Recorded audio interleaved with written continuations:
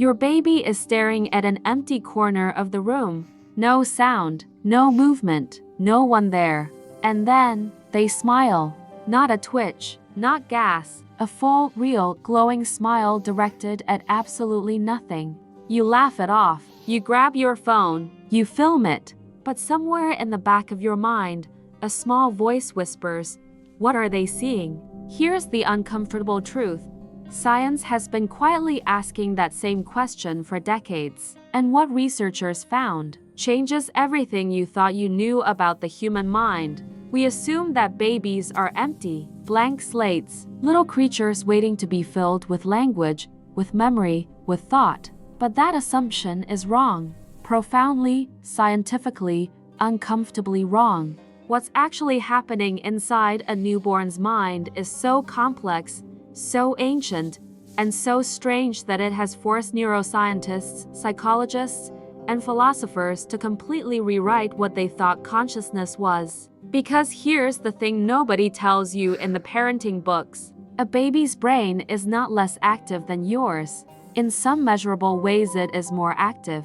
And that smile, that mysterious smile at nothing, it's not random. It's not a reflex. It's not gas. It's a signal from a layer of human experience that most of us have completely forgotten we ever had. For most of the 20th century, the scientific consensus on newborns was simple and honestly, a little brutal. Babies don't feel, not really. They react, they respond to stimuli, but genuine emotion, genuine awareness, genuine experience that required language, that required memory, that required a developed prefrontal This cortex. is the default mode network, Without those integrating things, key the brain thinking regions. went, The there arrows is show no how real activity inner converges life, here. just reflexes dressed up to look like feelings. This belief was so widespread that as recently as the 1980s, surgeons performed operations on newborns without full anesthesia, because the medical establishment was confident infants couldn't truly process pain the way older humans could. Let that sink in for a moment. That's how completely we had written them off. But here's where it starts to fall apart.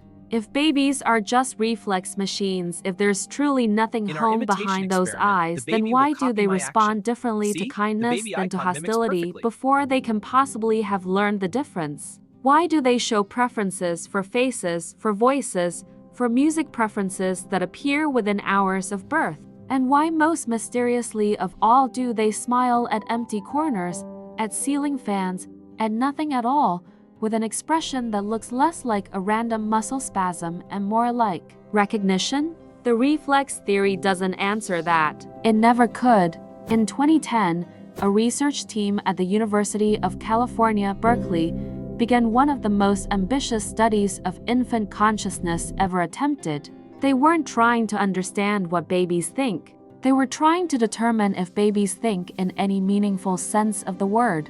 Using high-density EEG technology and functional brain imaging, they mapped neural activity in infants from the first hours of life through the first months. What they found surprised everyone in the room.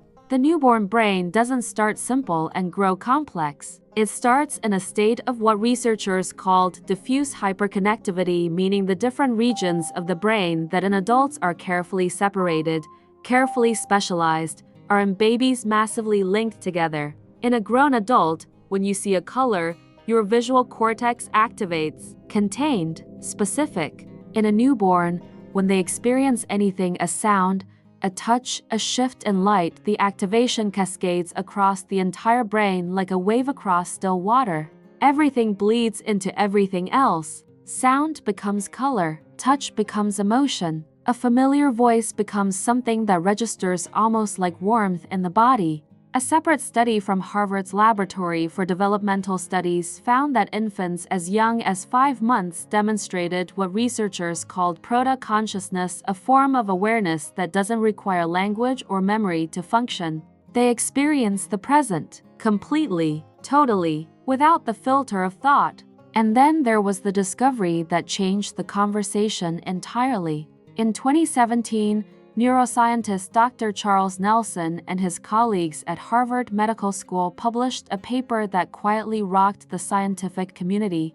they had been studying something called default mode network activity in infants. The default mode network is the part of your brain that activates when you're not focused on the outside world, when you daydream, when you mind wander, when you slip into that soft, drifting state between thoughts. For decades, scientists assumed this network was dormant in newborns because, again, nothing home, just reflexes. What Nelson's team found was the opposite. The default mode network in infants is not dormant, it is blazing. In fact, in the earliest weeks of life, it shows activity patterns unlike anything seen in adults, patterns that look less like rest and more like intense, overwhelming inner experience. The researchers described it carefully, the way scientists do when they're not sure the world is ready for what they found. But what they were pointing at was extraordinary. Babies, in their quietest moments and those moments when they stare at nothing and smile at empty air, may be experiencing something closer to pure consciousness than any adult ever will again. Not thinking, not remembering, not planning, being completely, overwhelmingly, luminously present. That smile isn't directed at nothing. It may be a response to the experience of existence itself. But here's where it gets even stranger. Because if that's true, if babies are briefly living in a state of raw, unfiltered awareness that most adult humans can only approximate after years of meditation practice, then what are they losing? And when? And why? In 1995, psychologist Andrew Meltzoff, one of the world's leading experts on infant cognition, ran an experiment so simple it barely seemed like science. He sat across from a newborn baby, 42 minutes old, not even 2 hours in the world, and he stuck out his tongue. The baby, 42 minutes old, having never seen a human face before in its life, stuck out its tongue back. Meltzoff repeated it with hundreds of infants. The result was the same every time. Imitation, immediate, precise, social imitation. Before memory, before learning, before any of the tools we think are required for social intelligence. The babies weren't mimicking randomly, they were connecting. They were reaching across the space between two people with the only tool they had. When Meltzoff's team watched the footage back, one of his colleagues said something quietly that didn't make it into the published paper. She said, "They look like they recognize us, like they already know what we are." Think about what that means. These infants had never seen a human face, never experienced a social interaction, never had a single day of experience to draw from. And yet something in them already understood what another human was, already felt the pull of connection, already wanted to close the gap between one consciousness and another. That is not a reflex. That is something much older than learning. Here's why this matters to you. Not as a parent, not as a scientist, as a human being who was once that baby. You have been in that state. Every single one of us has. There was a time, brief, blazing, unrepeatable, when you experienced the world without the wall of language between you and it, without the constant narration of the thinking mind, without past or future, without the story you tell yourself about who you are. Just light, just sensation, just the overwhelming strangeness and beauty of existing.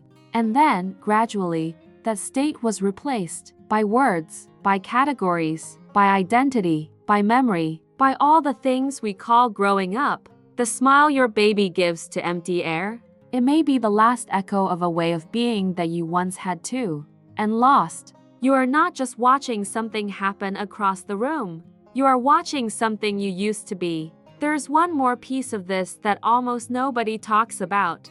Across cultures, from indigenous communities in the Amazon to rural villages in Japan to urban apartments in New York, there exists an almost universal belief that babies, in their first weeks of life, can see things adults cannot. Spirits, ancestors, presences. For centuries, this was dismissed as superstition, folk belief, the kind of thing science was supposed to erase. But what if those ancient observers were watching the same thing that the EEG studies are now measuring? What if what they interpreted as seeing spirits was actually a mind operating without boundaries, a consciousness so open, so undifferentiated, so raw that it picked up signals, patterns, and presences that the adult brain has long since learned to filter out. The neuroscience doesn't prove the supernatural, but it does prove this. The newborn brain processes reality differently than the adult brain, more broadly, more deeply, more strangely.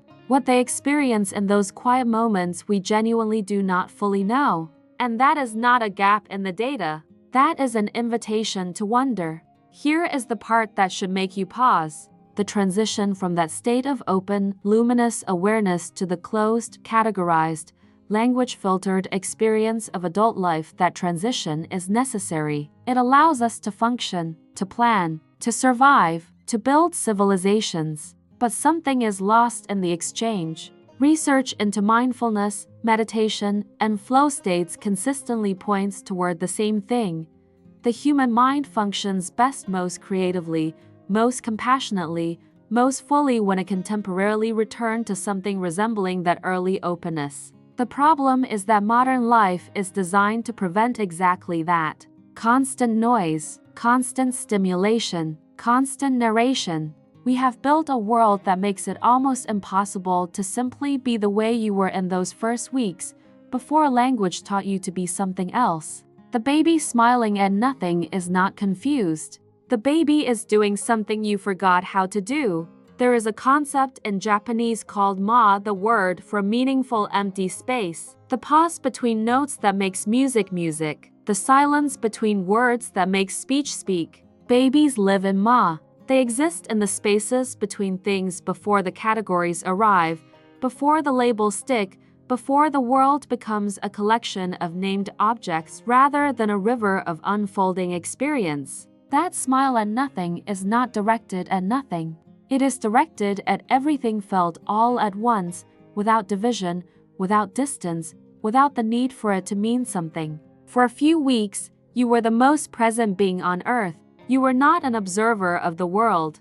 You were the world, looking at itself. And then you forgot. But somewhere in the architecture of your nervous system, in the oldest layers of your brain, in the moments just before sleep or just after a sudden shock of beauty, that state still exists, waiting. So here's the question I want to leave you with. If that layer of pure awareness is still inside you, still accessible, still real, what would it take to find your way back to it? Leave your answer in the comments. I read every single one. And if this made you see something differently today, share it with someone you love, because some ideas are too important to keep to yourself. Next video: why you feel like you're being watched even when you're completely alone. The science behind that feeling is stranger than any ghost story ever written. I'll see you there.